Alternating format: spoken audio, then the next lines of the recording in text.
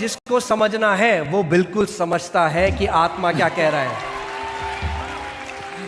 But he who has to understand, understands everything you are saying. Sometimes people come to me, they say, Pastor, all that we can say is dada, dada, dada, dada बोलते रहो, डाडा से लाला करते करते बहुत सारा बढ़ता जाएगा. आपका बच्चा जब पैदा हुआ था तो ऐसा हुआ था, पैदा हुआ, अरे मम्मी पापा कैसे हो आप?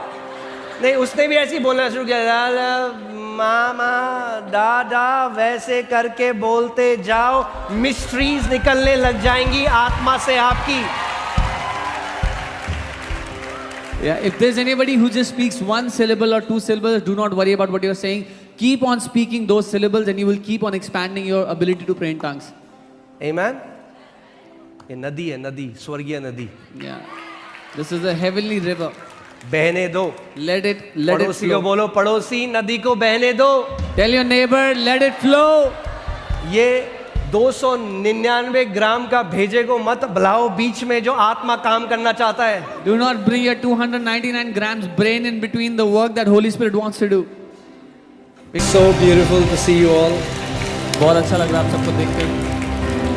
A praying church is a prevailing church. एक प्रार्थना करने वाली कलीसिया एक प्रबल कलीसिया होती है. A praying believer is a prevailing believer. एक प्रार्थना करने वाला विश्वासी एक प्रबल जय पाने वाला विश्वासी होता है.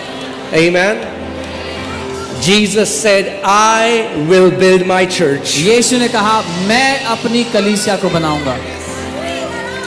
And there would be a sign of that church that Jesus Christ builds.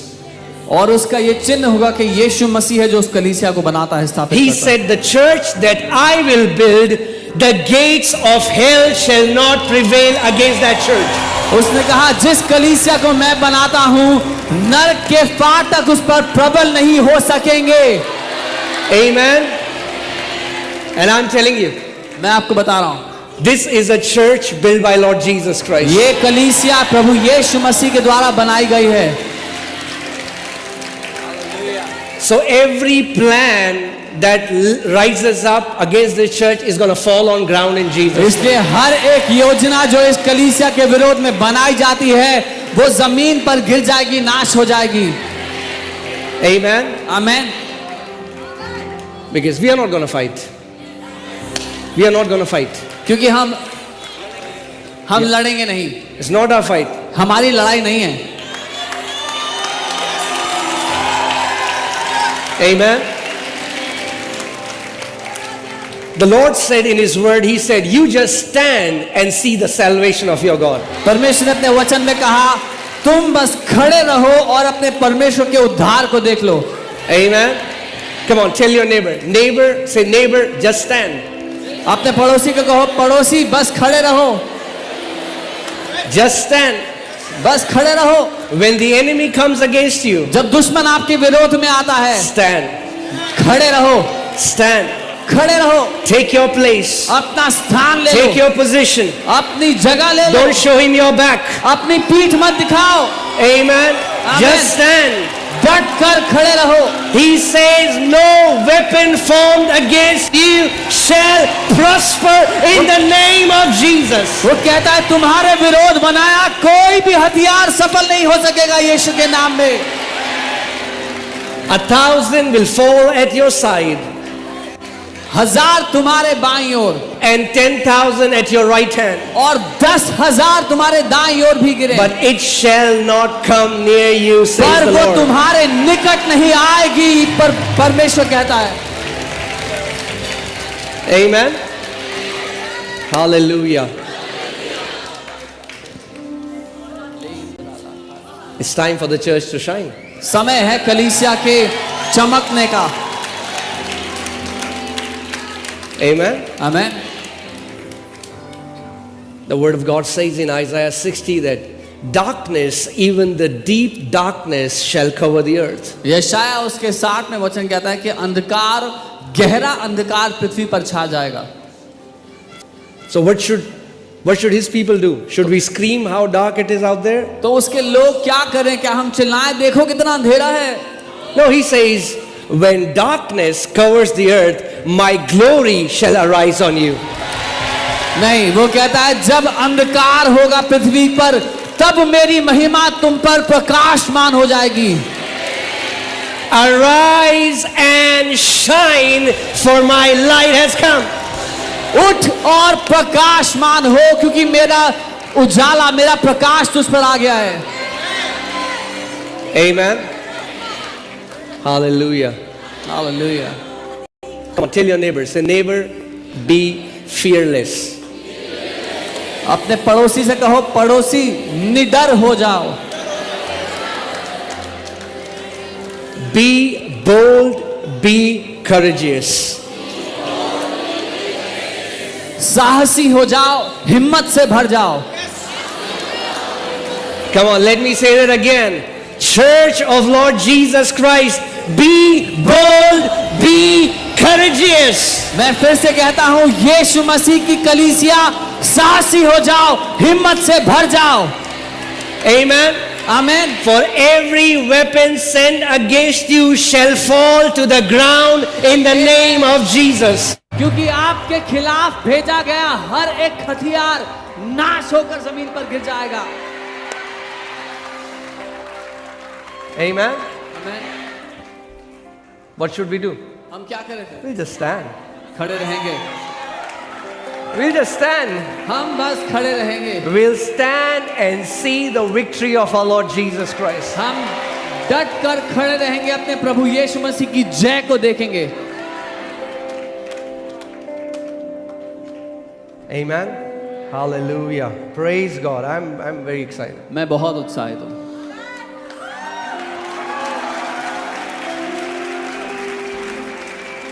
I don't know what people are saying, मुझे नहीं पता लोग क्या कह रहे हैं, but this is the best time for the church. लेकिन ये कलीसिया के लिए सबसे अच्छा समय है। Best time. सबसे अच्छा। Come on, tell your neighbor. अपने पड़ोसी को बता दो, Say, neighbor, it's the best time. पड़ोसी ये सबसे अच्छा समय है। Best time. Hallelujah. सबसे अच्छा समय। Amen. Now, I'm sure if you came today, you came to pray. मुझे पक्का पता है अगर आप आज आए हैं तो प्रार्थना के लिए आए हैं।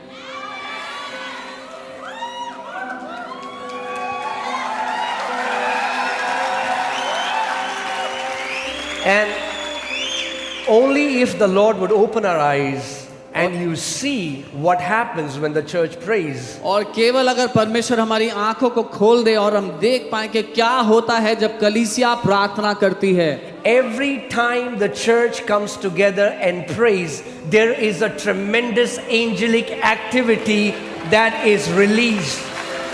हर बार जब कलीसिया मिलकर प्रार्थना करती है, स्वर्ग दूतों की भीड़ काम पर लग जाती है। Multitudes of angels. बहुत सारे स्वर्गदूत काम पर लग जाते हैं। And I believe today many people's spiritual eyes will open. और मैं ये मानता हूं कि आज बहुत सारे लोगों की आत्मिक आंखें खुलने वाली हैं। Now, for those people who are not here, see, I don't want to do this as a routine. जो लोग यहाँ पहले नहीं थे, मैं एक रूटीन की तरह ये करना नहीं चाहता हूँ। There is a reason why we are doing this. एक मकसद है, कारण है हम ये क्यों कर रहे There हैं। is a grace why we could do this. एक अनुग्रह है कि हम ये क्यों कर सके। Amen. I am so glad to say this. In every prayer meeting that we did, in 7 hours, there was not even one person who slept. Not one. मैं बहुत आनंदित हूँ ये कहते हुए कि 7 घंटे जब हम प्रार्थना करें तो एक भी व्यक्ति नहीं था जो सोया। Amen. And if you have come here for the first time and you have never prayed 7 hours in tongue, और अगर आप पहली दफा यहाँ आए हैं 7 घंटे प्रार्थना करने के लिए, आपने आज तक कभी 7 घंटे प्रार्थना नहीं किया एक साथ, you'll be like, man, it's easy. आप कहेंगे बड़ा ही आसान है ये तो। Amen. आमीन।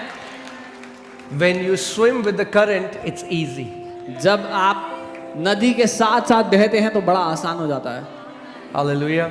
But before we go into that, I just want to clarify some of the confusion that the devil has brought in the body of Christ. और उसमें जाने से पहले कुछ कंफ्यूजन जो शैतान मसीह के देह में लाया है, मैं उसको दूर करना चाहता हूँ। And if you are not aware, he can talk you out of praying in tongues. और अगर आपने इस बात पर ध्यान नहीं दिया तो वो आपको मना लेगा कि अन्य भाषा में प्रार्थना मत करो.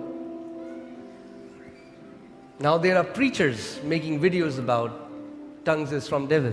अब ऐसे प्रचारक हैं जो वीडियोस बना रहे हैं कि अन्य भाषा में बोलना शैतान की तरफ से है. They don't know what they are doing. उनको नहीं पता वो क्या There कर was रहे a हैं. time Jesus was accused to cast out demons with the help of demons. एक समय था जब यीशु पर यह इल्जाम लगाया गया कि वो दुष्ट आत्माओं की मदद से दुष्ट आत्माओं को निकाल रहा है. And you know what was his response? आपको पता है यीशु ने क्या जवाब दिया? He said, every other sin shall be forgiven.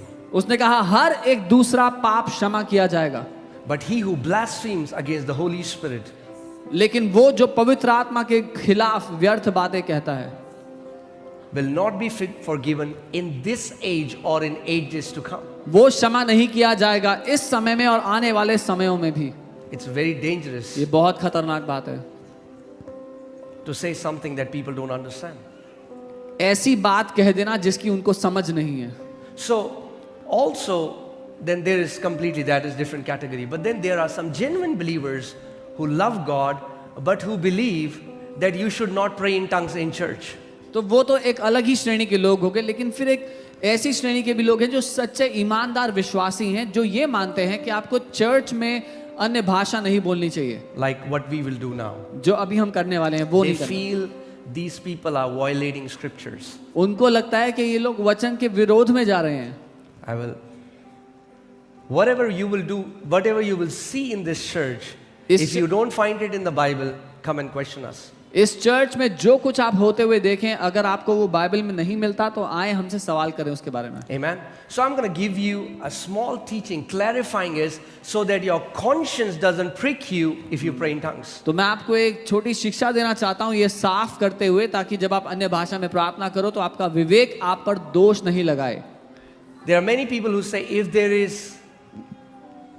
is anyone who cannot interpret it, then tongues should not be spoken in church. ऐसे लोग हैं जो कहते हैं अगर अन्य भाषा का अनुवाद करने वाला कोई नहीं है तो फिर अन्य भाषा कलीसिया में नहीं बोलनी चाहिए. Have you heard that? If you have heard that, show me your hand. सुना है किसी ने? Yeah. सुना है तो Yeah, हाथ yeah, उठा yeah, सकते. yeah. So we're going to see it from the scripture. See, that's a passage that is misunderstood what Apostle Paul is trying to say.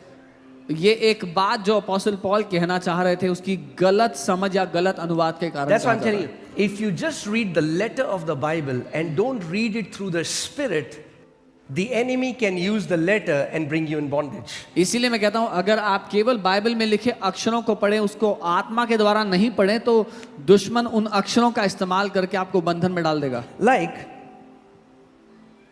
let us just see the text. Matthew 6:6. मत्ती 6 उसका 6 देखते हैं. Okay. But you, when you pray, so Jesus is saying, but you, my people, but you, when you pray, यीशु अपने लोगों से कह रहे हैं लेकिन जब तुम प्रार्थना करते हो go into your room, अपने कमरे में जाओ, and when you have shut your door, pray to the Father who is in the secret place. और जब अपना दरवाजा बंद कर दिया तो गुप्त में अपने पिता से प्रार्थना करो जो गुप्त स्थान में है. Can you see how specific the instruction Jesus is giving? आप देख सकते हैं यीशु कितना सटीक निर्देश दे रहे हैं. That means if you are faithful to this text, you should not pray out in open. इसका मतलब अगर आप इस वचन के अनुसार काम करते हैं तो आपको अपने कमरे से बाहर प्रार्थना करनी नहीं चाहिए. That's what Jesus is saying. But you, Yeshu when ने you यही pray, कहा. it's a very specific instruction. जब तुम प्रार्थना करते हो ये Have बहुत you सटीक prayed for निर्देश है. anybody in your office? आपने कभी ऑफिस में किसी के लिए प्रार्थना किया है? Have you prayed for anyone in the street? सड़क Have में you किसी के prayed लिए in the प्रार्थना की है? metro? मेट्रो में कभी प्रार्थना किया है? Why did you do that? Jesus is saying, go into your room and pray. आपने ऐसा क्यों किया? यीशु तो कह रहे थे कमरे में जाके प्रार्थना करो. See, that's when you don't understand scripture, you can make a doctrine out of a scripture which you don't understand. क्योंकि जब हम वचन को नहीं समझते तो उसमें से ईश्वरीय ज्ञान ऐसा समझ बैठेंगे जो आपको समझ में नहीं आता. Okay, let's go to next scripture. Matthew 6, same chapter, verses. So disciples came to Jesus and said, teach us how to pray. चेले आए यीशु के पास और कहा हमें प्रार्थना करना सिखाओ. And Jesus is saying in Matthew 6, chapter 9, in this manner therefore pray, our Father in heaven, hallowed be thy name. We all know the Lord's Prayer. मत्ती 6 उसका 9, और यीशु ने कहा इस तरह से प्रार्थना करो कि हे हमारे पिता तू जो स्वर्ग में है, और हम सबको बताया They're कि क्या asking प्रार्थना। Jesus, teach us how to pray. And Jesus said, pray like this.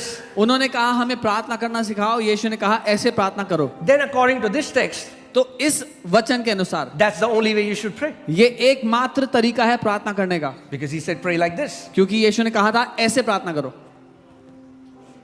Are you getting what I'm saying? समझ रहे जो मैं कह रहा हूँ? So don't take a scripture and let the enemy bring you into bondage. इसीलिए कोई भी वचन को लेकर के दुश्मन आपको बंधन में डालने ना पाए। Are you guys with me? मेरे साथ हैं। You should understand the scripture through the Spirit. आपको वचन को आत्मा के द्वारा ही समझना होगा। Okay, let me come to the third scripture. मैं तीसरी, There are many scriptures, but let me come. बहुत से ऐसे आयते हैं, लेकिन मैं तीसरे पे आता हूँ। Okay, how many people here have a father? यहाँ पर Your dad? कितने लोग हैं जिनके पिता हैं? Okay, you have a father? आपके पिता हैं? Okay. ठीक है। Matthew 23:9. मत्ती 23 उसका 9। Do not call anyone on earth your father. पृथ्वी पर किसी को भी अपना पिता मत कहना। Who is saying this? कौन कह रहा है ये? Jesus. That Yes. means if you call your father father, you have disobeyed Jesus. इसका मतलब अगर अपने पापा को अपने पापा कह दिया तो आपने यीशु की बात नहीं मानी। Because he said anyone. उसने कहा किसी भी मनुष्य को। But is that what he's trying to say? No. पर क्या वो ये कहना चाह रहा है? नहीं। Are you getting what I'm saying? I'm आप trying समझ to रहे हैं? prove a point so that you get it. समझ रहे जो मैं कह रहा हूँ, ताकि आप इस मुद्दे को ठीक से समझ पाएं। If you don't read the Bible through the Spirit, अगर बाइबल को आत्मा के द्वारा नहीं पढ़ा गया, the enemy can bring you into bondage through bringing a confusion in a text. तो दुश्मन आपको बंधन में डाल देगा एक लिखित वचन को कंफ्यूजन बना के। Amen. So somebody asked an amazing man of God, Smith Wigglesworth.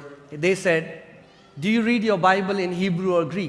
किसी ने परमेश्वर के जन स्मिथ विगलवर्थ से पूछा कि आप अपनी बाइबल इब्रानी में पढ़ते हो या यूनानी में? He said, "I don't read my Bible in Hebrew or in Greek. I read my Bible in the Holy Spirit." उन्होंने कहा मैं अपनी बाइबल इब्रानी या यूनानी में नहीं पढ़ता, पवित्र आत्मा में पढ़ता हूँ। That's the way you should read your Bible. यही तरीका है कि आपको भी अपनी बाइबल पढ़नी And चाहिए। why am I giving you this teaching? Because mark my words, मैं a इस शिक्षा- time is coming where YouTube will be filled with people who are going to fight this. मैं ये शिक्षा आपको क्यों दे रहा हूँ? क्योंकि मेरी बात को आप लिख लें इसको, इस समय आएगा जब YouTube पर लोग लड़ेंगे इसके खिलाफ। And if you're not strong, और अगर आप मजबूत नहीं हैं you will be convinced तो आप मान बैठेंगे and you will lose a precious privilege that God has given you. और ये कीमती सौभाग्य गवा देंगे जो परमेश्वर ने आपको दिया है। Now all the people, see Jesus said, you will know them by their fruits. यीशु ने कहा तुम लोगों को कैसे जानोगे? उनके फलों के द्वारा। Anybody who fights tongues, show me one person who can heal the sick, cast out demons and walks in miracles. I'll change my doctrine. हर कोई व्यक्ति जो अन्य भाषा के खिलाफ कहता है, जो लड़ता है अन्य भाषा में बोलने से, मुझे दिखा दो उनकी सेवकाई में अगर वो चिन्ह चमत्कार करते हैं, बीमारों को चंगा करते हैं, दुष्ट आत्मा को निकालते हैं। मैं All अपनी- that they will do is talk. And the Bible says kingdom of God is not talking, but it is power. वो सिर्फ करने के लिए वो सिर्फ इतना ही कर सकते हैं, खाली बातें कर सकते हैं। परमेश्वर का वचन कहता है परमेश्वर का राज्य खाली बातें नहीं है, परमेश्वर की सामर्थ्य का प्रकटीकरण है। Amen. Devil hates it. शैतान Obviously he will hate it. शैतान को नफरत है इससे और करेगा भी नफरत। He will hate it. उसको नफरत होगी इससे, Because it's a spiritual gym. क्योंकि ये आत्मिक जिम है। Anybody who joins this and continues is going to become a spiritual giant. जो कोई भी इसमें भर्ती होगा और करता रहेगा वो आत्मिक महारथी बन जाएगा। Amen. So anybody who fights or tells you that tongues is not for today or tongues ceased, see their ministry. See, is the power of God manifesting in their ministry? तो जो कोई आपसे ये कहता है कि अन्य भाषा आज के लिए नहीं है, अन्य भाषा तो कब की बंद हो गई, उनकी सेवकाई में देखो क्या परमेश्वर की सामर्थ्य का प्रकटीकरण होता है या नहीं होता है। They say it's gibberish.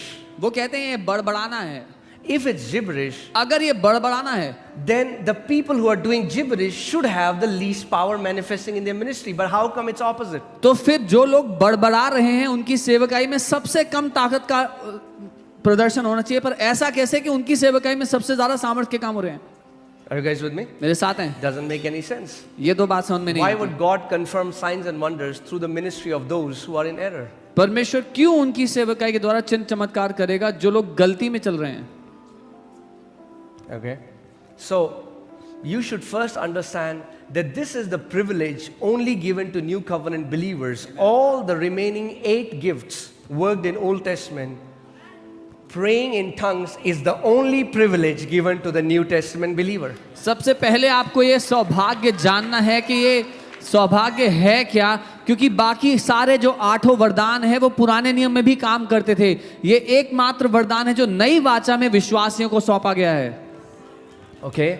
Devil is trying to discourage the body of Christ so that he can stop you from having a lifestyle of praying in tongues. शैतान इसीलिए निराश करना चाहता है, रोकना चाहता है मसीह की देह को अन्य भाषा में प्रार्थना करने से, लेकिन परमेश्वर चाहता है कि आप अन्य भाषा में बोलने की जीवन शैली में जिएं। Amen. Now, praying in tongues should not be an event. We are not doing this once a month. This is to push you so that it becomes your lifestyle. अन्य भाषा में बोलना एक बार हुई घटना नहीं होना चाहिए कि हम महीने में एक बार अन्य भाषा बोलते हैं। ये इसलिए है ताकि आपको प्रोत्साहन मिले कि अपनी जिंदगी में आप हर रोज अन्य भाषा में बात करें। Amen. And as the time goes in between, as the Lord will lead me, I'll share some of the experiences I had, spiritual encounters I had just by praying in the Holy Ghost. और जब समय आगे बढ़ेगा और जैसे प्रभु अनुमति देगा, मैं उन आत्मिक अनुभवों के बारे में बताऊंगा जो अन्य भाषा में बोलने के कारण मुझे मिले। Amen. But let me quickly share something. Is it okay if I share something and then we go into praying? You all can be seated, please. आप लोग बैठ सकते हैं, मैं जल्दी से कुछ बताऊंगा फिर हम अन्य भाषा में प्रार्थना करेंगे। Okay. Because I think teaching is important so that nobody will be able to deceive you. क्योंकि शिक्षा महत्वपूर्ण है ताकि कोई आपको धोखा ना दे सके। Amen. All right. 1 Corinthians 12:28. पहला कुरिन्थियों 12 उसका 28। And God had set some in the church. Who has set? God. और परमेश्वर ने कलीसिया में अलग अलग व्यक्ति नियुक्त किए हैं। किसने किए हैं? परमेश्वर ने। First apostles, प्रथम प्रेरित, secondarily prophets, दूसरे भविष्यद्वक्ता, thirdly teachers, तीसरे शिक्षक, after that miracles, फिर सामर्थ्य के काम करने वाले, then gifts of healings, फिर चंगा करने वाले, helps, उपकार करने वाले, governments, प्रबंधक, diversities of tongues. और नाना प्रकार की भाषा बोलने Now, वाले। that is not the correct interpretation of what English Bible said. ये जो अंग्रेजी बाइबल कहती है उसकी सही अनुवाद नहीं है।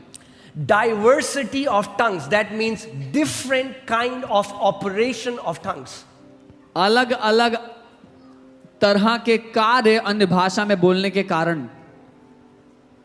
Because tongues are unknown tongues, so they are already diverse. क्योंकि अन्य भाषा तो वैसे ही अलग अलग है, वो पहले से ही बहुत सारी हैं। If you see this in Amplified, if the team can put in Amplified, it says in the end, various kinds of unknown tongues. और एम्पलीफाइड में ऐसा लिखा है, भिन्न भिन्न प्रकार की अलग अलग तरह की अन्य भाषाएं। They are already unknown tongues, but they have diverse functions. वो पहले से ही अन्य भाषाएं हैं पर उनके अलग अलग काम हैं। So you should understand this. तो आपको ये समझना है। Okay? ठीक है। So, firstly, tongues as a personal edification. पहले अन्य भाषा खुद की उन्नति के लिए। Tongues for personal edification. अन्य भाषा अपनी उन्नति करने के लिए। Let's go to 1 Corinthians chapter 14. पहला कुरिन्थियों 14वें अध्याय में चलते हैं।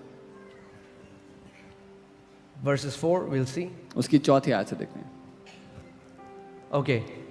He who speaks in a tongue edifies himself. जो अन्य भाषा में बातें करता है वह अपनी ही उन्नति करता है। Okay, go to 3. I want to show you something. 2. All right, hear this. So people say, in the church, you should not speak in tongue if there is no interpreter, right? तो लोग ऐसा कहते हैं कि अगर कलीसिया में अनुवाद करने वाला नहीं है अन्य भाषाओं का, तो कलीसिया में अन्य भाषा नहीं बोलना चाहिए। Read the scripture. वचन For he who speaks in a tongue does not speak to men. क्योंकि वो जो अन्य भाषा में बोलता है मनुष्यों से बात नहीं करता। Does not speak. If I am not speaking to you, why should I need an interpreter? अगर मैं आपसे बात नहीं कर रहा तो फिर मुझे अनुवादक क्यों चाहिए? Let me say that again. मैं दोबारा कहता I हूँ, hope that you get it. उम्मीद करता हूँ आप समझें। If I am not talking to you, अगर मैं आपसे बात ही नहीं कर रहा why do I need an interpreter? तो मुझे अनुवाद करने वाला क्यों चाहिए? Because he who speaks in tongue क्योंकि जो अन्य भाषा में बोलता है does not speak to men, वो मनुष्य से बात नहीं करता, but to God. लेकिन परमेश्वर से बात करता है। Is it that God doesn't understand and I need an interpreter for God? क्या ऐसा मामला है कि परमेश्वर को समझ में नहीं आता जब मैं अन्य भाषा बोलता हूं तो परमेश्वर को अनुवाद करने वाला चाहिए? No. Hear this. This is the first diversity of tongue. Write it down if you're writing it down. These are called tongues for personal edification. अगर आप लिख रहे हैं तो लिख लीजिए, ये पहला कार्य है अन्य भाषा, अलग अलग प्रकार के जो कार्य है अन्य भाषा के, उसका पहला कार्य है व्यक्तिगत उन्नति के लिए। Or I'll say this is the first function. ये उसका पहला काम है, उसका पहला मकसद है। Okay? Tongues for personal edification. That व्यक्तिगत means उन्नति। when you speak in tongue, इसका मतलब जब आप अन्य भाषा बोलते हो, you're not talking to men. आप इंसानों से बात नहीं कर रहे। And if you carefully hear, I'm going to clear the confusion about the entire chapter so that you understand. और अगर आप ध्यान से सुनेंगे तो इस पूरे चैप्टर में जो कंफ्यूजन है उसको मैं साफ कर दूंगा आपके लिए। Amen? So, let's go to that chapter. Okay. So, let me just open 1 Corinthians 14.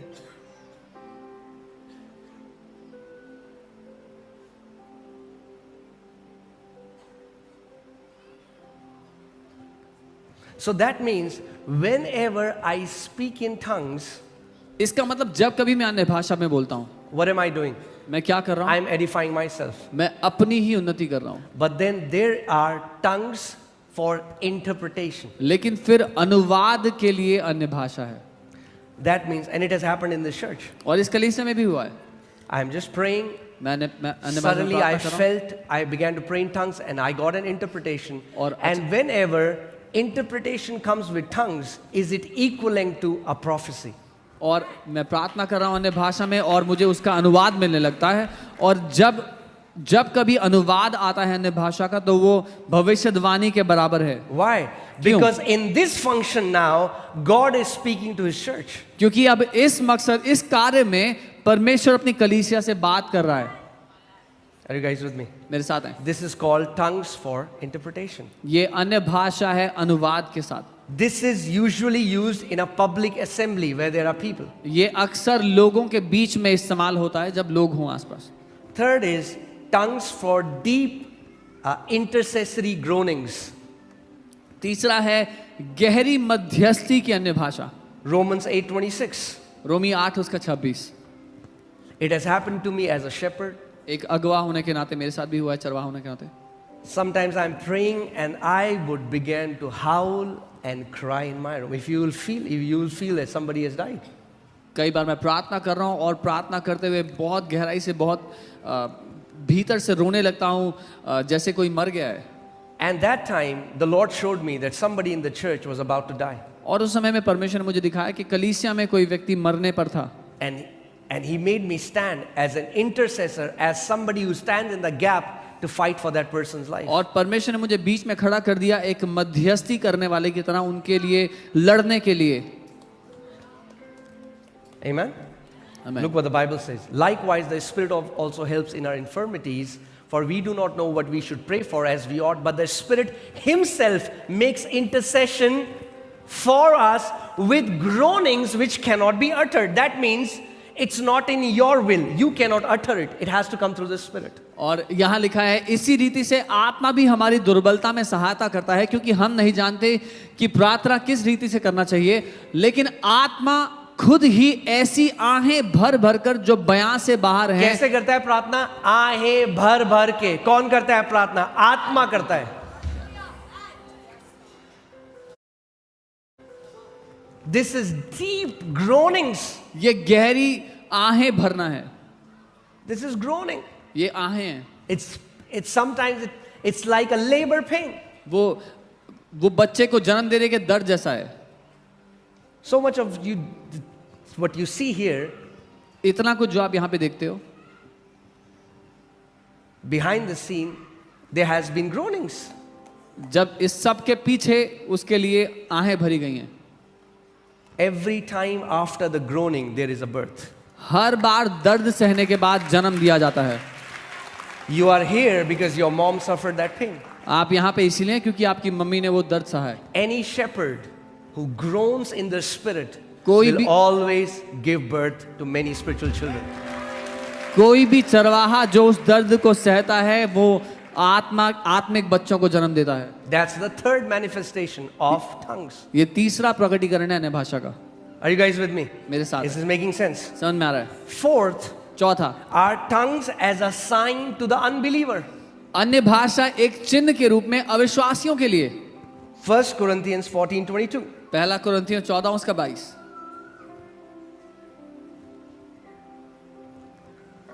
Therefore, tongues are a sign not for those who believe, but to unbelievers. इसीलिए अन्य भाषाएं विश्वासियों के लिए नहीं पर अविश्वासियों के लिए चिन्ह है। So, how is it? It's in. Let's go to Acts 2:4-11. We see what happens many times. For example, you went to Tibet, प्रेरितों and के the काम- Lord led you to pray in tongues, and you're praying in tongues. You don't know what you're praying, but you are speaking fluent Tibetan to this guy, and God gives him a message. He will be shocked. How do you know Tibetan? And then it will be a sign for him. In this way, tongues become a sign for the unbelievers. प्रेरितों के काम 2 उसके 4 से 11 में हम पढ़ते हैं। मान लीजिए उदाहरण के लिए आप तिब्बत गए और आप परमेश्वर की आत्मा ने आपको बोलने के लिए अन्य भाषा के शब्द दिए, आप बोलने लगे और वहां पर जो व्यक्ति था उससे आप तिब्बती भाषा में बात कर रहे थे, वो हैरान हो जाएगा कि परमेश्वर आपके द्वारा उससे उसकी भाषा में बात कर रहा है, तो वो अविश्वासी के लिए चिन्ह रहेगा। Amen. The same thing happened in Acts chapter 2. प्रेरितों के काम 2 अध्याय में यही हुआ। Let's go to next verse 5. And they were dwelling in Jerusalem, Jews, devout men from every nation under heaven. So now these people are not believers. और आकाश के नीचे की हर एक जाति से भक्त यहूदी यरूशलेम में आए थे, ये विश्वासी लोग नहीं थे। And when this sound occurred, the multitudes came together and were confused because everyone heard them speak in their own language. So when he hears, for example, if he's Punjabi, he's hearing it in Punjabi. I am Gadwali, I am hearing it in Gadwali. You are hearing it in your native language. The same word that is spoken is a supernatural utterance, transcends languages and goes to the listeners in their own native language. और जब वह शब्द जब वहां आवाज हुई तो भीड़ आ गई और लोग घबरा गए क्योंकि हर एक को यही सुनाई देता था कि ये तो मेरी ही भाषा में बोल रहा है। तो मान लीजिए अगर एक व्यक्ति पंजाबी है, गढ़वाली है, कोई और भाषा बोलता है तो उनको अपनी भाषा सुनाई दे रही है जब लोग अन्य भाषा बोल रहे हैं तो। Amen. There are many Bible teachers, they use this scripture and say, see, so tongues क्या है? Tongues ये है कि अगर परमेश्वर आपको किसी दूसरे देश भेजेगा और आपके द्वारा वो भाषा, वो है, वो एक मैनिफेस्टेशन है। ये वचन इस्तेमाल करके कई बाइबल सिखाने वाले ऐसा कहते हैं कि देखो जब when you will go to another country and you will speak in tongues, you will speak their language, ये एक प्रकटीकरण है केवल अन्य भाषा बोलने का। But they say tongues is not gibberish. वो कहते हैं अन्य भाषा बोलना बड़बड़ाना नहीं है। But then again, coming back to 1 Corinthians 14:2 and 3. लेकिन पहला कुरिन्थियों 14:2-3 पे आते हैं। When a man speaks in tongues, जब एक व्यक्ति अन्य भाषा बोलता he है does not speak to men but to God. तो वो इंसान से बात ही नहीं कर रहा, वो परमेश्वर से बात कर रहा है। Is that clear? So among these 4 diversities, तो ये जो 4 अलग अलग प्रकार की अन्य भाषाएं हैं, only one I am in control. केवल एक ही है जिस पर मेरा नियंत्रण है, That is tongues for personal edification. और वो है व्यक्तिगत उन्नति के लिए अन्य भाषा। That means I can pray in tongues for my edification as much as I want. इसका मतलब मैं अन्य भाषा में प्रार्थना कर सकता हूं अपनी व्यक्तिगत उन्नति के लिए जितना चाहूं जी भर के। I can pray in tongues for my edification for 5 minutes. मैं अपनी उन्नति के लिए 5 मिनट प्रार्थना कर सकता हूं And I'll be edified 5 minutes. और 5 मिनट की उन्नति मिलेगी। If you charge your phone for 5 minutes, अगर अपने फोन को 5 मिनट चार्ज your करोगे phone will have charge for 5 minutes. तो आपके फोन में 5 मिनट की ही If you चार्ज charge होगी। your phone for 4 hours, अगर अपने फोन को 4 घंटा चार्ज your करोगे phone will be charged fully, can be used for much more things. तो आपका फोन पूरी तरह से चार्ज होगा, ज्यादा लंबे समय इस्तेमाल कर पाओगे। So how much charge is in you depends upon how many hours you pray in the Holy Ghost. तो कितना चार्ज आपके भीतर है निर्भर करता है कितना आप अन्य भाषा में प्रार्थना करते हो। Are you guys with me? मेरे साथ हो। So for all the other three, it is towards men, but this one, it's you and God. When I speak in tongue, I am not speaking to men, but to God. तो बाकी तीन तरह के जो अन्य भाषा के कार्य हैं वो मनुष्यों के लिए हैं, उनकी सेवकाई करने के लिए, लेकिन ये एकमात्र है जो आपके और परमेश्वर के बीच में है। इसमें आप मनुष्यों से बात ही नहीं कर रहे, परमेश्वर से बात कर रहे Now हैं। you will say, but Pastor, if you read that chapter, it's Paul says, I would rather speak 5 words of wisdom in church rather than praying 10,000 words in tongues. लेकिन आप कहेंगे कि पास्टर वहां अगर आप पढ़ेंगे तो पॉल कह रहे हैं कि मैं कलीसिया में आकर के 5 मिनट बुद्धि की बात करूंगा, ना कि 10,000 शब्द अन्य भाषा में बोलूंगा। Absolutely right. बिल्कुल सही कहा। What? Let's go there. Let's see what Paul says. देखते हैं पॉल क्या कहते हैं। Hallelujah.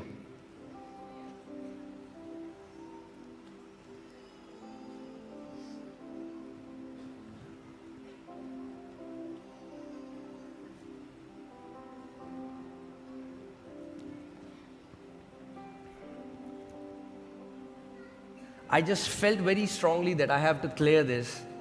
Otherwise, if you're not convinced that this is for you, you will never be able to take benefit of this beautiful privilege that is for new covenantal believers. मुझे अगुवाई हुई कि मुझे इस बात में सफाई देनी चाहिए, क्योंकि अगर आप नहीं समझेंगे इस बात को तो ये जो सौभाग्य हमें दिया गया खूबसूरत, इसका फायदा नहीं उठा पाएंगे लाइफ में। Okay. Let's come to verse 13. 13वीं आयत पे आते हैं। No, let's see. Okay, 18. 18वीं। I thank my God मैं अपने परमेश्वर को धन्यवाद देता हूँ that I speak with tongues more than you all. कि मैं तुम सबसे अधिक अन्य अन्य भाषा में बोलता हूँ। Who is saying this? कौन कह रहे हैं? Apostle Paul. प्रेरित पौलुस। He's like, I speak in tongues more than you all. वो कह रहे हैं मैं तुम सबसे ज्यादा अन्य भाषा बोलता हूँ। But let's see what he says. Next verse. अगली आयत में क्या कहते हैं? Yet in the church, फिर भी कलीसिया के अंदर I would rather speak 5 words मैं 5 शब्द ही कहूंगा with my understanding अपनी समझ के साथ, that I may teach others also. ताकि मैं दूसरों को भी सिखा सकूं। So hear this. तो सुनिए, What Paul is saying is, पौलुस ये कह रहे हैं, if Sunday you came Sunday को आप आए कलीसिया में and we say, thank you church, और हम कहते हैं धन्यवाद and I church, say, ora la ba se ko और lo फिर मैं bro अन्य ga भाषा में बोलने लगा। and then I say, amen, घर मैंने जाओ. कहा आमेन, सब घर जाओ, everybody go home. I got edified. मेरी तो उन्नति हो गई, You wasted your time आपका टाइम वेस्ट हो गया, because I didn't teach you anything. क्योंकि मैंने आपको कुछ सिखाया नहीं। Are you guys with me? मेरे साथ हो? He's like, in Sunday service, वो कह रहे हैं जब सभा होती है संडे की, because I'm talking to you, क्योंकि मैं आपसे बात कर रहा हूँ, I cannot use my personal prayer language. तो मैं अपनी व्यक्तिगत प्रार्थना भाषा का इस्तेमाल नहीं But करूँगा। hear this. सुनिए, When we have called you for all-night prayer meeting, जब हमने आपको पूरी रात प्रार्थना की सभा के लिए बुलाया है, when we pray in tongues, जब हम अन्य भाषा में प्रार्थना I करते am हैं, not talking to you. तो मैं आपसे बात नहीं कर रहा हूँ, You are not talking to me. आप मुझसे बात नहीं कर रहे हैं। We all, हम सब,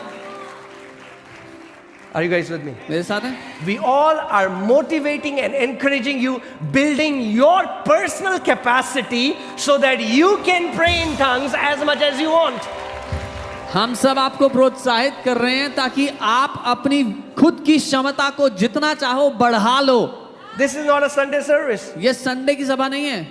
आप सो रहे होते घर पे अभी, You could have been sleeping in your house right but now, now you're here पर आप यहाँ पे हैं अभी, because we are going to together pray in the Holy Ghost. क्योंकि हम साथ मिलकर अन्य भाषा में प्रार्थना करने के लिए इकट्ठा हुए हैं। So, because I'm not talking to you, और क्योंकि मैं आपसे बात नहीं कर रहा हूँ उसमें, you don't need to care what I'm saying. आपको सुनने की जरूरत नहीं है मैं क्या कह रहा हूँ उसमें, And because you are not talking to me, और क्योंकि आप मुझसे बात नहीं कर रहे I हैं don't अन्य need to भाषा care में, what you're saying. तो मुझे परवाह नहीं है आप क्या कह रहे हैं अन्य भाषा में। We all are being edified together. हम सब साथ मिलकर अपनी उन्नति कर रहे हैं। Amen.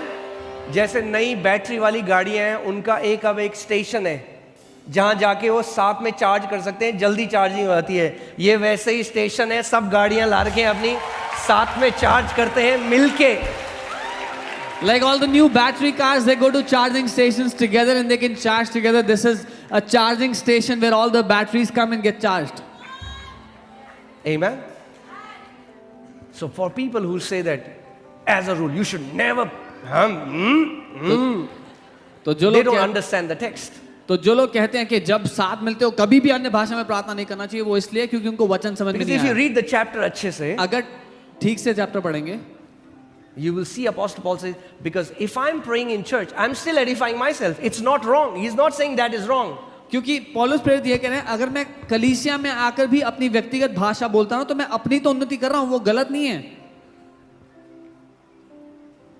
But the people who are listening, they are not edified. लेकिन जो लोग सुन रहे हैं उनका कुछ भला नहीं होगा उसमें। अगर आप अभी आते और आप मुझे देख रहे होते 7 घंटे और मैं कर होता रिबलाबा शाकाठारा ब्रोलागा बादाना, फिर वो गलत होता।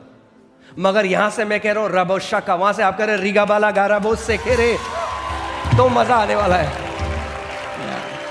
If you would have come to church and I would have prayed 7 hours in tongues and you would have watched me, that would have been wrong. But when I pray in tongues, you also pray in tongues. That's how we build each other up. Amen. We are doing this when we do something together, it's easy. जब हम साथ मिलकर कुछ करते हैं तो वो आसान हो जाता है। And a good leader और एक अच्छा अगुवा doesn't tell people what to do, he shows them how to do it. लोगों को बताता नहीं है कि क्या करना है, वो लोगों को करके दिखाता है ऐसे So करना that है। then you can do it yourself. ताकि जब आप अपने आप करने लग जाओ, So that even in your house you shut your door and you are rabba sakara laba ताकि अपने sekoro घर में भी आप riza दरवाजा बंद hatara करो, marala. अन्य That भाषा में becomes your प्रार्थना lifestyle. करो, ये आपका जिंदगी जीने का तरीका बन जाए। That's the intention. And you say, ये तो gibberish लगती है। Oh, this seems like gibberish. बड़बड़ाना लगता है। जो भाषा आपको नहीं आती सब gibberish ही लगती है। Whatever languages you don't know sound like gibberish to you. Chinese सुनिए आपने, जिब्रिश ही सुनाई देती है। Even- जो भाषा आपको समझ में नहीं आती वो जिब्रिश समझ में आती है। Whatever language you don't understand sounds gibberish to you. Amen. Praise God. But we pray in the Holy Ghost by faith. प्रभु को धन्यवाद हो कि हम विश्वास के द्वारा अन्य भाषा में पवित्र आत्मा में प्रार्थना करते हैं। Because let's put that scripture again, 14:2. When anybody pray in tongues, no one understands him. What does no one mean? No one means no one. लिखा है जब कोई अन्य भाषा में बात करता है तो कोई भी उसको नहीं समझता। कोई भी नहीं समझता का मतलब क्या होता है? मगर जिसको समझना है वो बिल्कुल समझता है कि आत्मा क्या कह रहा है।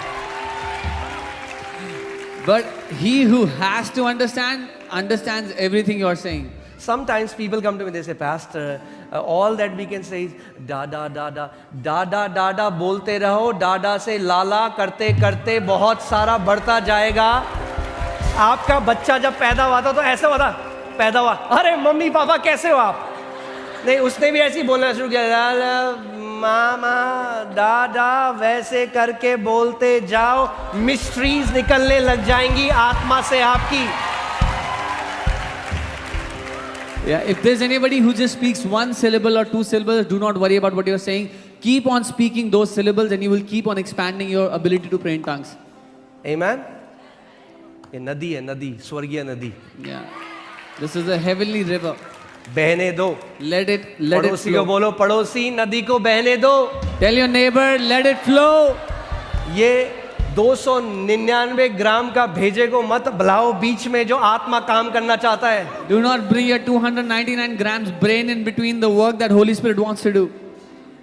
Because Paul says, when I pray, Holy Spirit through my spirit prays. Paul Spirit कहते हैं जब मैं प्रार्थना करता हूँ When I pray in tongues, जब मैं अन्य भाषा में प्रार्थना करता हूँ तो पवित्र आत्मा मेरी आत्मा के द्वारा प्रार्थना करता है। but my understanding is unfruitful. पर मेरी समझ तो फलहीन है उसमें। मतलब यहाँ कुछ समझ में नहीं आता। That means nothing registers here. प्रभु ने इसको बाईपास ही कर दिया। God bypassed our brain. यहाँ से आप प्रे करते हो अन्य भाषा में। You pray from here in unknown tongues. And क्या कह रहा है परमेश्वर का वचन? He who speaks in tongue does not speak to one, for no one understands him. However, in the spirit he speaks what? mysteries. The word of God is saying वो जो अन्य भाषा में बोलता है उसको कोई नहीं समझता, लेकिन वो आत्मा में भेद की बातों को बोलता है. People who consistently pray in the Holy Spirit become containers of mystery. वो लोग जो निरंतरता से अन्य भाषा बोलते रहते हैं वो भेदों से भरे बर्तन बन जाते हैं. मैं किसी बाइबल कॉलेज नहीं गया, I never went to any Bible college, मगर स्कूल के कॉलेज, आत्मा के कॉलेज जरूर गया हूँ. but I went to the school of the Spirit. When I would pray hours in the Holy Spirit, जब मैं घंटों तक आत्मा में प्रार्थना करता रहता, then Holy Spirit, that scripture means this. I was like, aha. तब पवित्र आत्मा कहता उस वचन का ये मतलब है, और मैं कहता The mysteries started to open. वो भेद खुलने लग जाते हैं. You cannot read Bible and understand Bible with your carnal mind. आप बाइबल को पढ़ और समझ नहीं सकते इस शारीरिक बुद्धि से. It's a book of mysteries. वो रहस्यों की किताब है. Amen. And one more reason I tell you why you should have a consistent lifestyle. पहला, you will be a person of mystery. Second, you will start walking in tremendous power. और एक और कारण बताता हूं. पहला कि आप भेदों से भरे व्यक्ति होंगे. दूसरा, आप परमेश्वर की सामर्थ्य में जीने लग जाओगे. Demons will look at you, they'll start screaming. दुष्ट आत्मा आपको देख के चिल्लाने लग जाएंगी. Why? क्यों? Because charge है भाई अंदर. There's so much charge inside.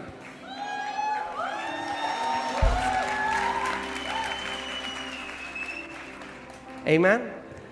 मैं सबसे महंगा फोन ले लूं दुनिया का. I can buy the most expensive phone in the world. iPhone 15, 20, 25 जो भी आएगा. Yeah, whatever iPhone version I comes. can have the best phone. सबसे अच्छा फोन हो मेरे पास. मैं चांद की फोटो खींच लूं इससे. I can click the moon from it, मगर इसको चार्ज ही करना भूल जाऊं. but I forget to charge it. It's as good as dead. वो मरा हुआ ही है फिर. कई विश्वास कह रहे God use me, God use me. प्रभु कह रहा है भाई चार्ज ही नहीं है, करना तो चाहता हूं मैं यूज, मगर चार्ज नहीं है. बहुत से विश्वासी कह रहे हैं प्रभु मेरा इस्तेमाल करो, प्रभु मेरा इस्तेमाल करो. God is saying I want to use you but you are not charged. Charge भर लो, कभी प्रे नहीं करना पड़ेगा God use me. Just charge yourself, you will never have to pray God use me. कितने लोग रेडी हैं अपनी बैटरी चार्ज करने के लिए? How many people are ready to charge their batteries? Amen. इसीलिए हम लोग इकट्ठा हुए इस जगह में, कोई धार्मिक रिचुअल पूरा करने के लिए नहीं. This is why we have gathered here. This is not for any religious ritual. This word edified comes from the Greek word edifice, which means when you pray in tongues, you build a huge, marvelous, magnificent structure in the spirit. और ये जो शब्द है उन्नति, ये उन्नति शब्द वैसा है जैसे एक बड़ी महान इमारत को बनाया जाए. तो जब आप अन्य भाषा बोलते हैं तो अपने जीवन को एक बड़ी महान इमारत की तरह मजबूत कर लेते हैं. देखा आपने जो लोग जिम जाते हैं, जिनके बहुत ही बड़े डोले होते हैं, तो लोग कहते हैं इसने स्टेरॉइड लिया हुआ, इंजेक्शन लिया हुआ. Yeah, when people go to gym and somebody has big muscles, people say they would have taken steroids. I mean, like, it's not a good example, but all I can say is if you understand it, praying in the Holy Ghost is like steroids to your spiritual life. It will buff you up. आत्मा में प्रार्थना करना आपके आत्मिक मनुष्य के लिए steroids की तरह है. वो आपको बड़ा कर देगा, विशाल कर देगा. Amen. How many people want to have tremendous spiritual muscles? कितने Right? लोगों को बहुत मजबूत आत्मिक मसल चाहिए हैं. यहाँ की जो मसल है अच्छा है, मसल बनानी है हमें. मना नहीं These कर रहा हूँ. muscles are good. बनाओ मसल, Make those मगर muscles. इसकी एक एक्सपायरी डेट है. कुछ But टाइम बाद ये लटक जाएगी, These have an झुर्रियाँ आ expiry जाएगी. date. Yeah. मगर जो आत्मिक मसल बनाओगे अनंत तक वैसी ही रहेगी. But your spiritual muscles will remain with you until eternity. स्वर्ग में भी ऐसे ही रहोगे. You'll walk like this in heaven also. Amen. Are you ready? Convince हो चुके हो आप?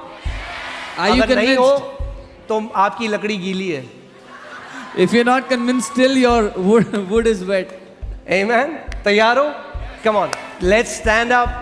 Let's just pray in the Holy Ghost. आइए हम खड़े हो अन्य भाषा में प्रार्थना करने के लिए. Hallelujah. And let me also tell you, don't focus on your feelings. अपनी भावनाओं पर ध्यान मत When you're देना. praying in tongues, जब आप अन्य भाषा प्रार्थना कर रहे हो, try to connect to that jet stream. वो जो जेट स्ट्रीम है उसमें जुड़ने का प्रयास करना. Find that river. वो जो नदी Keep बह रही है speaking. आत्मा में, Don't care what you're saying. आप क्या कह रहे हो वो मत सुनना. Some people say, Pastor, but all I say is da da da. how do you know that da, this first da, is not a different word than the next second da? कई लोग कहते हैं pastor मैं सिर्फ डा डा डा कह रहा हूँ, आपको कैसे पता जो पहला डा और दूसरा डा अलग शब्द नहीं है? Let me tell you so that you बताता हूँ, understand. ताकि आप समझें। In Chinese, चाइनीज भाषा में, and this was told to me by a Chinese, मुझे एक चाइनीज व्यक्ति ने ये बताया था, the same word ma जो शब्द है माँ, has 5 meanings. उसके 5 मतलब हैं, Same word. एक ही शब्द है, But the way they say it, पर जैसे कहा जाता है ma, Ma. ma, all has different meanings. सबके अलग अलग मतलब हैं। When an earthly language can be like that, जब एक पृथ्वी की भाषा ऐसी हो सकती है, how much more heavenly language? तो स्वर्ग की भाषा कितनी ज्यादा क्यों नहीं होगी? So switch off your logic इसलिए अपना लॉजिक बंद कर दो and open your spirit. और अपनी आत्मा को खोल दो। Amen?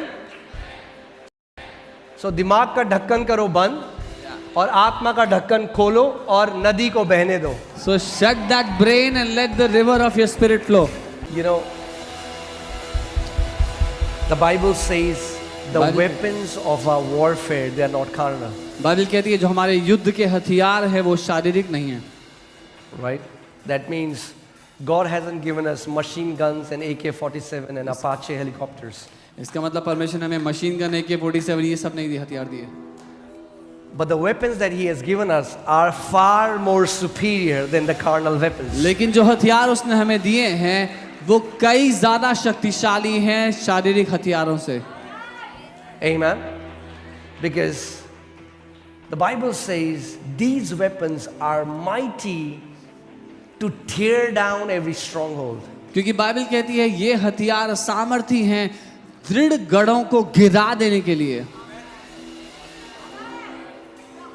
Amen. Only in eternity you will get to know when we met in these night watches and prayed how God changed things in heavenlies. केवल अनंत में ही आपको पता लगेगा कि जब हम रात को मिलकर साथ में प्रार्थना किए तो कैसे स्वर्ग में चीजें बदल गई उसकी वजह से। And because of that, और how उसकी- it changed the events on this earth. उसकी वजह से कैसे पृथ्वी पर होने वाली घटनाएं बदल गई। Amen. I told you when we pray, मैं आपको बताया जब हम प्रार्थना करते you know, हैं, Paul says, even if we pray in the language of angels, that means angels also have languages. पौलुस कहते हैं अगर मैं स्वर्गदूतों की भाषा भी बोलूं, स्वर्गदूतों की भी भाषा होती है। And again, I don't want to go into deep teaching, but I'm telling you, there is an aspect of praying in tongues when you go deeper, you start to command angels. Holy Spirit through you start to command angels. और मैं गहरी शिक्षा में नहीं जाना चाहता, लेकिन एक पहलू है अन्य भाषा में बोलने का, जब पवित्र आत्मा आपके द्वारा स्वर्गदूतों को आदेश देने लग जाता है। I told you, when you pray in tongues consistently, you become containers of mystery. मैंने आपको बताया जब आप निरंतरता से अन्य भाषा में प्रार्थना करते हो आप भेदों से भरे बर्तन बन जाते हो।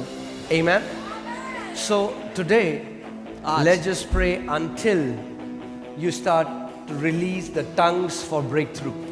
तब तक साथ मिलकर अन्य भाषा में प्रार्थना करते हैं जब तक आप छुटकारे की चीजों को बदलने के लिए अन्य You know, भाषा बोलना I लगे। didn't know that when I got saved and I got filled with the Holy Spirit. मुझे नहीं पता था जब मैंने उद्धार पाया और पवित्र आत्मा से भर गया।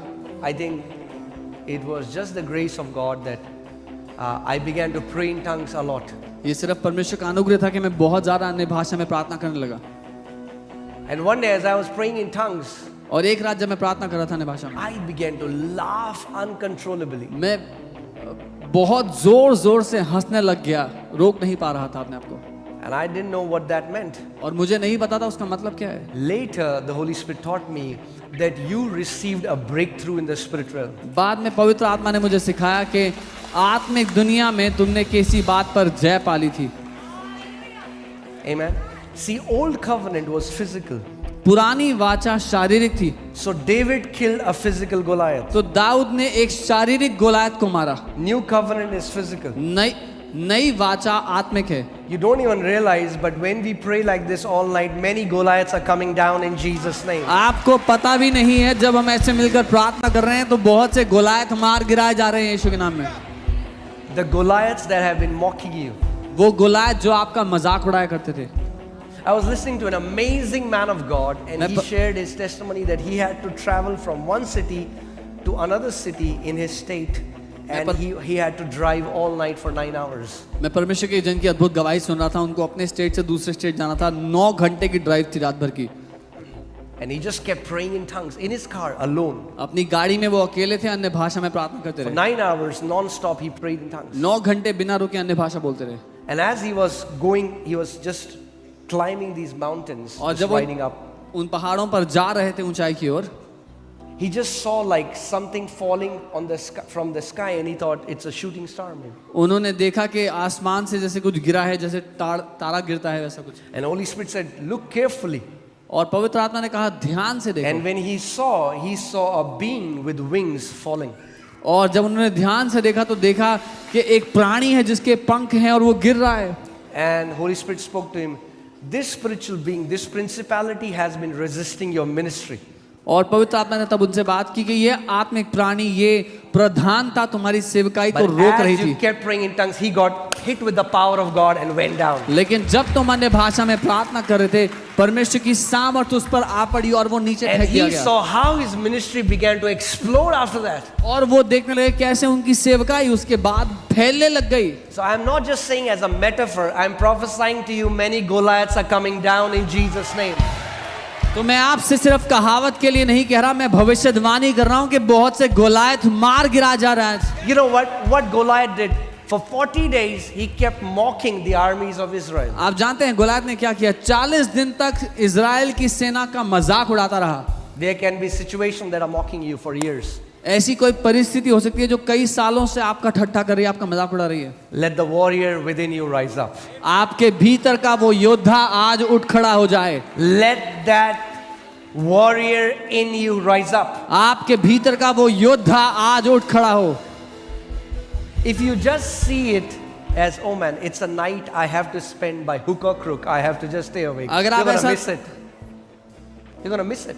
अगर आप ऐसा सोचेंगे कि देखो ये समय है, बस कैसे भी करके काटना है, तो गवा दोगे जो मिल रहा है। If you see your watch more than you see in the spirit, you're gonna miss it. अगर अपनी घड़ी ज्यादा देखोगे आत्मा में देखने की जगह, तो गवा दोगे। Don't see how much time, see what the Lord is doing in the spirit realm. ये मत देखो टाइम कितना हो गया, ये देखो परमेश्वर आत्मिक दुनिया में क्या कर रहा है। Amen. Tell your neighbor, you're not going the same way you came in. अपने पड़ोसी को कहो जैसे आए थे वैसे जाओगे नहीं। Amen. And we were in a meeting where a prophet of God declared this, and I completely agree with it. He said, the Church of India has entered into Psalm 68. परमेश्वर के भविष्यवक्ता ने एक घोषणा की थी और मैं उनके साथ सहमत हूं कि भारत की कलीसिया भजन 68 में प्रवेश कर चुकी है। They have just seen our Lord as a lamb. They haven't seen him as a lion of the tribe of Judah. उन्होंने अभी तक हमारे परमेश्वर को एक मेमने की तरह देखा है, यहूदा के गोत्र के शेर की तरह नहीं। When he's gonna roar, जब वो दहाड़ता है,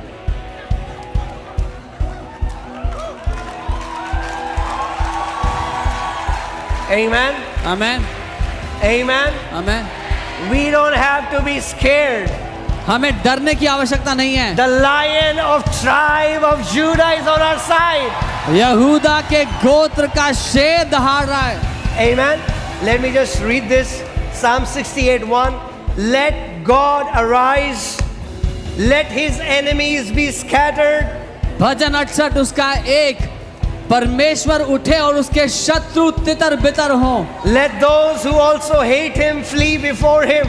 और उसके बैरी उसके सामने से भाग जाएं। As smoke is driven away, so drive them away, Lord. जैसे धुआं उड़ जाता है वैसे ही तू उनको उड़ा दे प्रभु। As wax melts before the fire, so let the wicked perish at the presence of God. जैसे मोम आग की आंच से पिघल जाता है वैसे ही दुष्ट लोग परमेश्वर की उपस्थिति से नाश हों। Amen. But there is an instruction for the righteous. लेकिन यहाँ पर धर्मियों के लिए एक निर्देश है, But let the righteous be glad. परंतु धर्मी जन आनंदित हो। Amen. Let them rejoice before God. Yes, let them rejoice exceedingly. वो परमेश्वर के सामने आनंदित हो, हाँ वो हद से ज्यादा आनंदित हो जाए।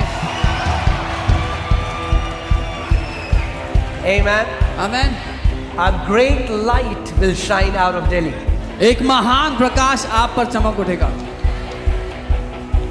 You will see every church that is spirit filled in Delhi will not have space because so many people are going to get saved.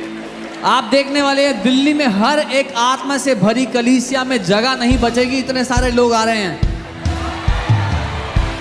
Amen. Delhi O Delhi ये तेरा टाइम है। Hallelujah. Delhi O Delhi, this is your time.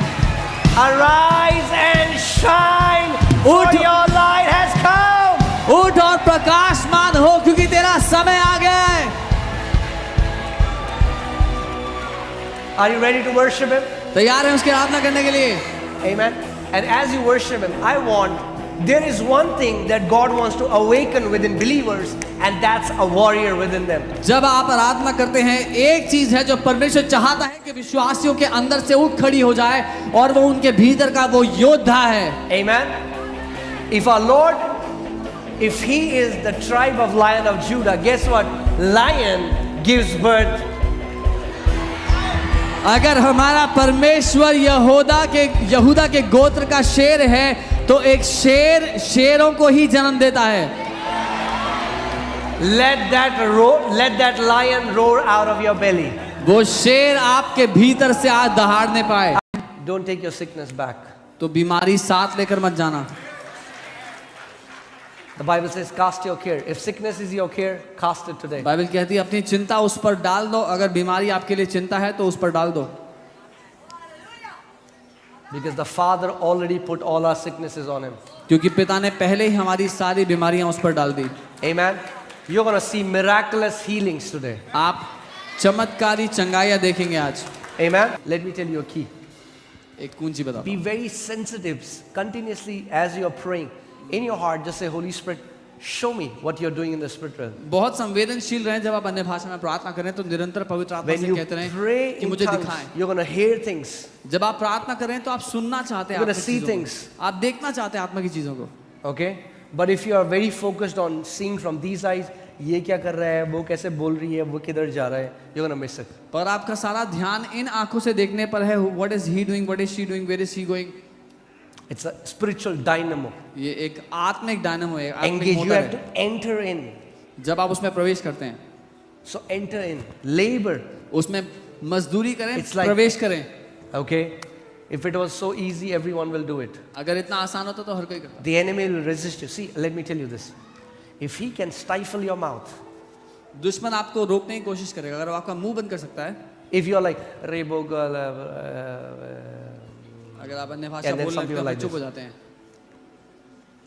if he can stop your mouth, he can stop your miracle. He can stop your breakthrough. He can stop your victory. अगर वो आपके मुंह को रोक सकता है तो आपके चमत्कार को रोक सकता है, आपके छुटकारे को रोक सकता है, आपकी आजादी को Think रोक सकता about this. पूरे दिन हम बात करते हैं, तब We नहीं talk- थकता मुंह. है।